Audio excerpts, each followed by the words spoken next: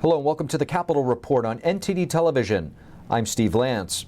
Democrats are nearing a big win with their legislative agenda as a budget bill packed with their party's priorities on health care and climate is inching closer to the White House.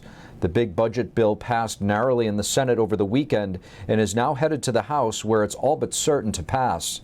Here's NTD's Melina Wisecup with more details. Democrats' budget bill, called the Inflation Reduction Act, passed on Sunday, with all Democrats voting yes and all Republicans voting no. A whole range of things that are really game changers for ordinary folks. Vice President Kamala Harris made it to Capitol Hill to break the tie. And one of the things that they want is that their leaders get things done. But Democrats say they didn't get everything they wanted, and that's especially so for Socialist Democrat Bernie Sanders, who wanted the bill to be much bigger. My amendment is simple. It says that Medicare should not pay any more than the VA for prescription drugs. If we do that, we will cut the cost of Medicare prescription drugs in half.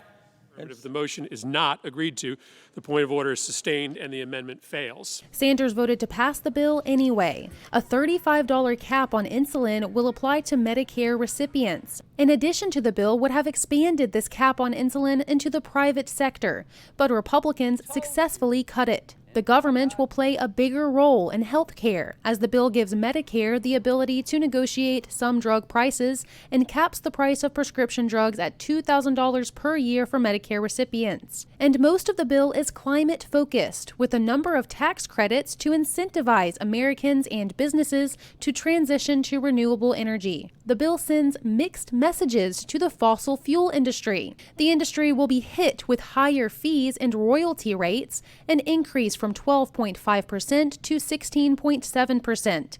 And they will be taxed for methane produced, $900 per ton in 2024, reaching $1,500 per ton by 2026. This, among other fees, some say will discourage oil and gas producers.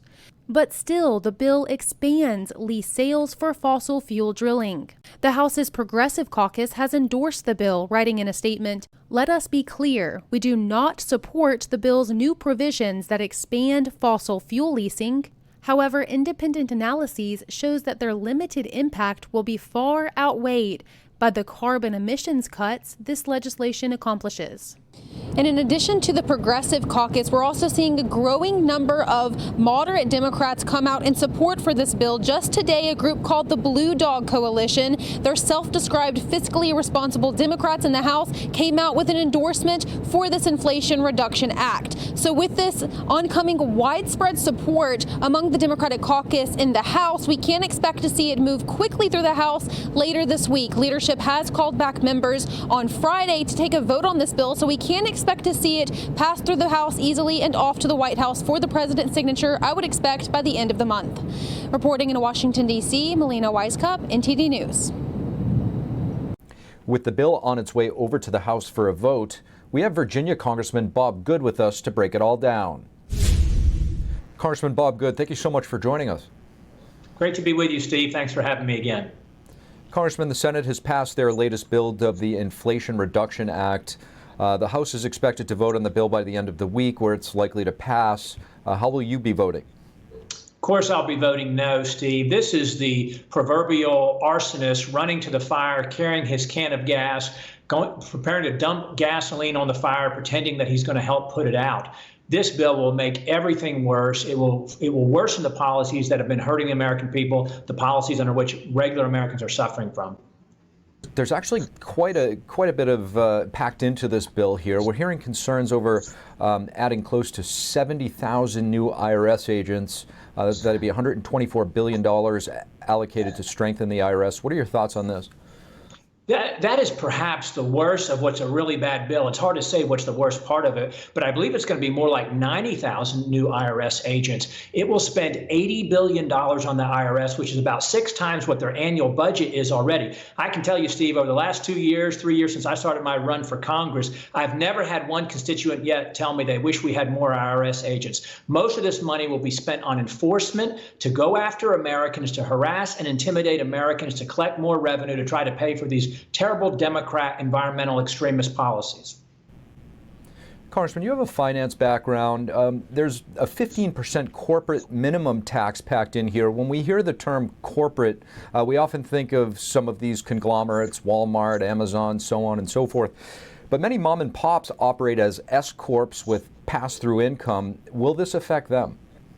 Well, this is going to try to ensure that businesses pay what the Democrats like to call their fair share. They want to make sure at the very end, and they're actually going to change how businesses calculate the income for tax purposes. They're going to look at true revenue and cash flow instead of what they're able to typically only have to pay taxes on after deductions and exemptions and write-offs and things like that. So they want to make sure they collect a minimum amount of tax from every business across the country. The only way they're going to come up with the revenue that they're claiming that will be part of this package to help, quote unquote, pay for it is to tax more Americans, even those making less than $200,000, tax more businesses, as you've alleged, and also to increase the enforcement provisions by going after middle-income Americans from these onerous, burdensome, hyper-motivated IRS agents that are going to be hired as a result of this package.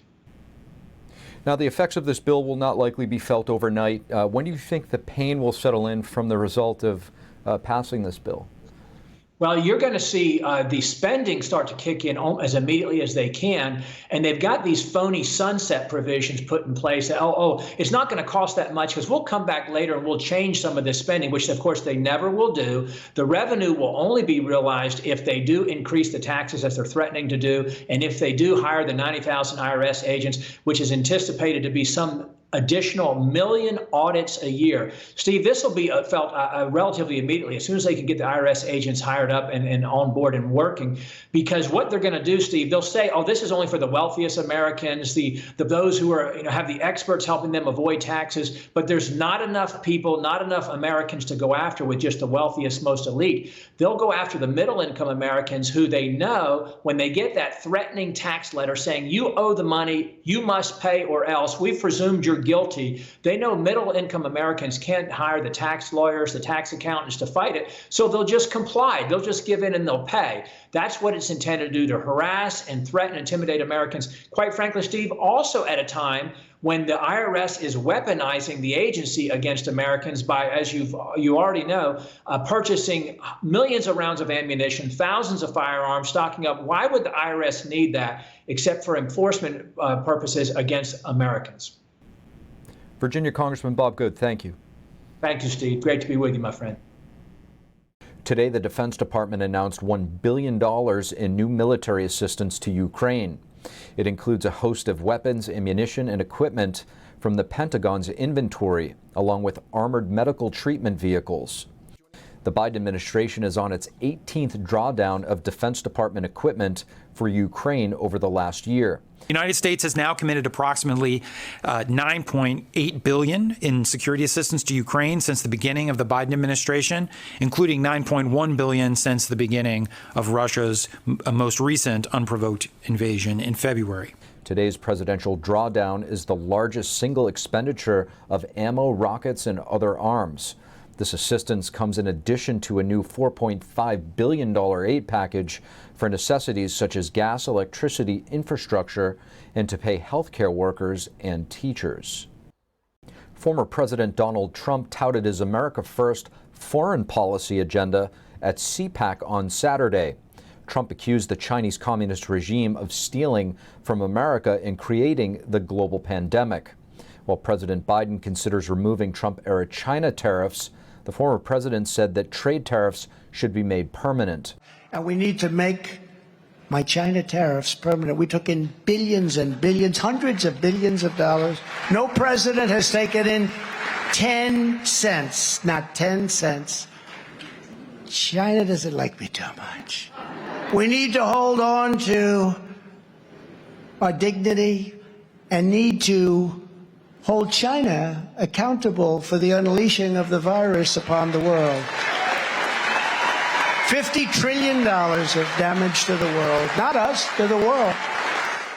And China to use the trillions and trillions of dollars it has taken from us prior to our administration, and it's happening again, to build a military that will more than rival our own.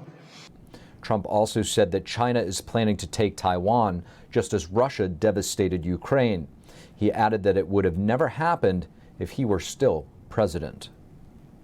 The Chinese Communist regime is extending its threats against Taiwan with continued military exercises around the self-governing island.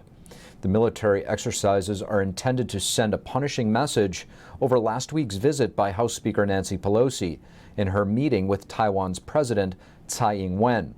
The exercises will include anti-submarine drills targeting U.S. support. The exercises will include anti-submarine drills targeting U.S. support for Taiwan in the event of a potential Chinese invasion. This is according to social media posts from the Chinese Communist Party's military. Today, President Biden made brief remarks to reporters as he left Delaware. Asked if he was worried about China's behavior toward Taiwan, the president had this to say. I'm not worried, but I'm concerned that they're moving as much as they are. But I don't think they're going to do anything more. Thank you for watching the Capitol Report. If you want to see our full broadcast, check us out at epochtv.com.